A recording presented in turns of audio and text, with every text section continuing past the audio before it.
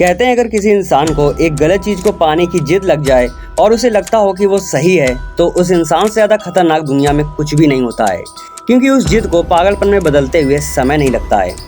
और क्या तुम्हें पता है कि उस जिद और पागलपन में कितना बड़ा फर्क होता है? बस इतना सा। Her name is Abigail and this lady is the victim of history's most crucial and creepiest experiment ever done on any human, the Abigail project.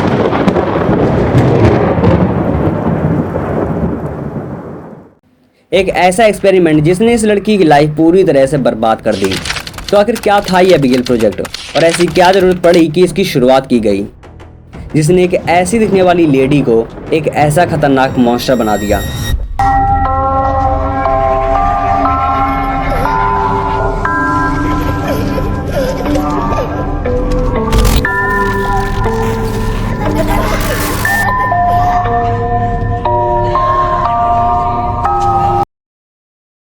Year 1945।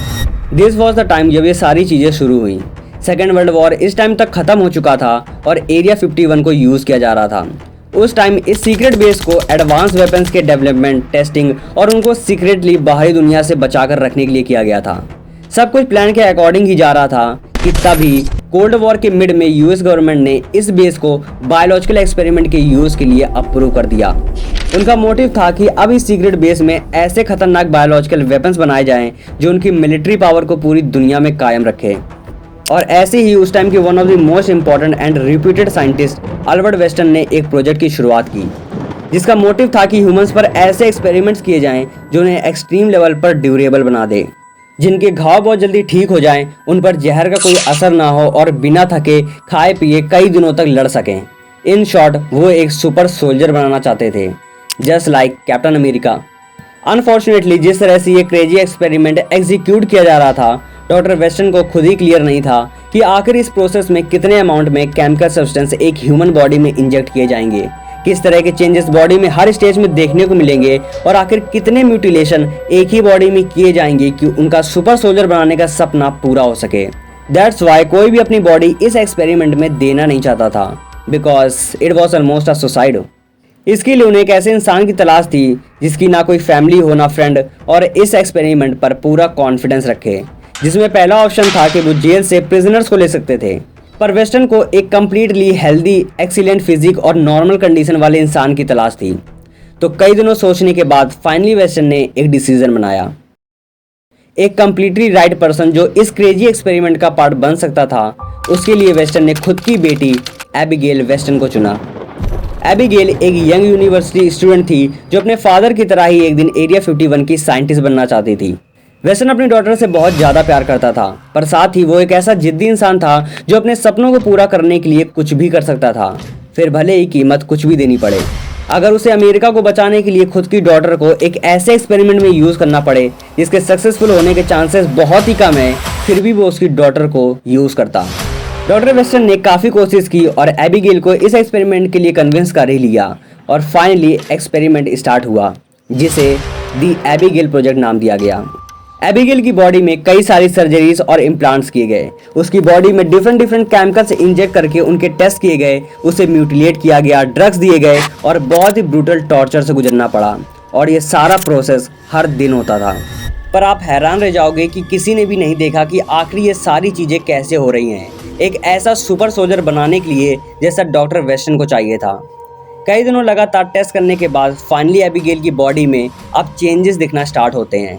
Abigail की बॉडी ड्रेस्टिकली चेंज होती है, उसकी बोन्स इनॉर्मस तरीके से grow हो चुकी थी, उसकी स्किन इतनी ज़्यादा स्ट्रेच हो चुकी थी कि उसकी बॉडी में रिंकल्स पड़ने लगे थे, दांत किसी एनिमल की तरह बड़े हो गए थे और साथ ही उसका बिहेवियर भी लेस ह्यूमन फ्रेंडली और एनिमलिस्टिक हो चुका था।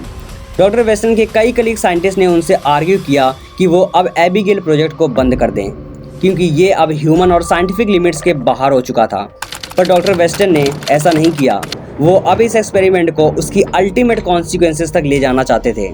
ऐसा नहीं था कि डॉक्टर वेस्टन अपनी बेटी से नफरत करते थे, उनकी बेटी उनकी लाइफ की सबसे प्रीशियस चीज़ थी, पर वो जानते थे कि अगर अब इस स्टेज में वो एक्सपेरिमेंट को बंद कर देंगे तो एबिगेल की इमीडिएटली डेथ हो जाएगी, क्योंकि एबिगेल की डिफॉर्म्ड बॉडी अब उन टेक्नोलॉजीज और कंडीशंस पर सर्वाइव करने के लिए डिपेंड हो चुकी थी जो केवल एरिया 51 के बेस में मौजूद थी। जिस इंसान ने इस स्टोरी को लीक किया था उसने बताया था कि एरिया 51 के कुक्स को खाने की ह्यूज प्लेट्स प्रिपेयर करने का ऑर्डर आता था, जिन्हें वो एक स्लॉट के थ्रू एक ऐसे रूम में छोड़ देते थे जो कि एक स्टील के डोर से सील्ड था। उन्हें कभी भी नहीं पता चला कि आखिर इस रूम में था क्या। कुक्स का कहना था कि उन्होंने कई बार वेस्टन को उस स्टील डोर के सामने खड़े होकर रोते हुए और उस क्रिएचर से बात करते देखा था। एक्चुअली वो क्रिएचर और कोई नहीं, एबिगेल वेस्टन ही थी, जो अपना कंट्रोल खोकर अब एक बीस्ट बन चुकी थी। एबिगेल प्रोजेक्ट ऑफिशियली फेल्ड हो चुका था और डॉक्टर वेस्टन को उनकी मिस्टेक रियलाइज हुई कि उन्होंने उनकी बिलव्ड डॉटर को लाइफ टाइम के लिए एक वाइल्ड और लीथल मॉन्स्टर बनाकर छोड़ दिया था, जो उन्हें केवल एक खाने के टुकड़े की तरह देखती थी। 1947 में डॉक्टर वेस्टन ने सुसाइड कमिट कर लिया, पर उससे पहले उन्होंने गवर्नमेंट से रिक्वेस्ट की कि वो एबिगेल को मारेंगे नहीं, वो ट्राई करेंगे कि एबिगेल नॉर्मल कंडीशन में वापस आ सके, नहीं तो एटलीस्ट उसे जिंदा छोड़ देंगे। गवर्नमेंट इस फील्ड प्रोजेक्ट पर और ज़्यादा पैसे बर्बाद करना नहीं चाहती थी, पर डॉक्टर वेस्टन की रिस्पेक्ट में उन्होंने एबिगेल को डायरेक्टली नहीं मारा। उन्होंने एबिगेल के रूम में फूड और मेडिसिन की सारी सप्लाई को बंद करा दिया ताकि एबिगेल उस रूम में भूख और प्यास से खुद ही मर जाए। बट वो नहीं मरी। कई दिन हो चुके थे, एबिगेल अभी भी जिंदा थी।